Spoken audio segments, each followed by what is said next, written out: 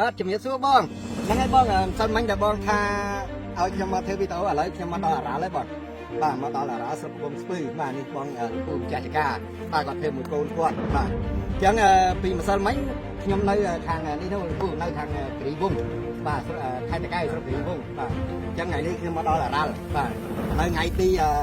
ថ្ងៃនេះ24អញ្ចឹងបាទបាទម្សិលមិញខ្ញុំ23អញ្ចឹងថ្ងៃនេះថ្ងៃទី24បាទខែសីហាខែ8ឆ្នាំ2025បាទខ្ញុំមកដល់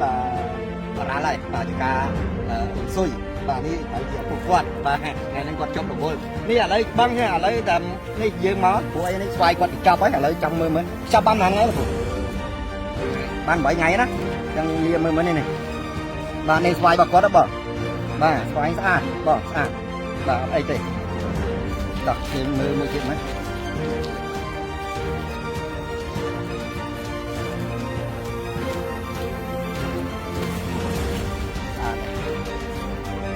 នេះស្អាតដូចគ្នាបាទស្វាយប៉ុណ្ណឹងហ៎បង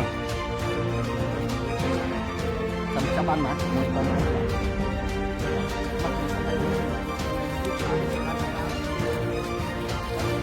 ្វាយបងមក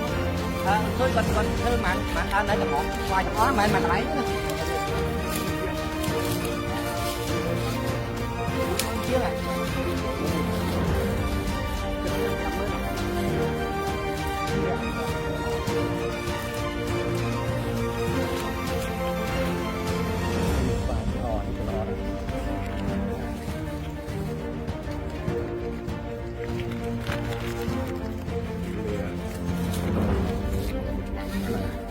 ស្វាយនេះល្អបងអត់អីទេបាទមើលផ្នែកក្រៅល្អហ្នឹងហើយហ្នឹងហើយបងស្វាយខ្ញុំចូលមកមើលផ្ទាល់ហើយឃើញថាល្អបងណាហើយ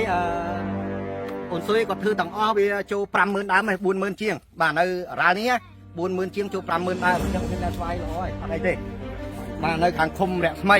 ស្រុករ៉ាល់ខេត្តកំពង់ស្ពឺបាទឥឡូវបានមកជួបលោកពូទេព្រោះអូនស៊ុយគាត់ឡើងជាប់រវល់បាទមានការចាំបាច់បាទអញ្ចឹងឥឡូវអត់មានអីទេបងប៉ុណ្ណឹងព្រោះខ្ញុំបានចុះមកហើយចាំខ្ញុំដាក់វីដេអូហ្នឹងឲ្យតែបងបាទអរគុណច្រើនបងជំរាបលាបង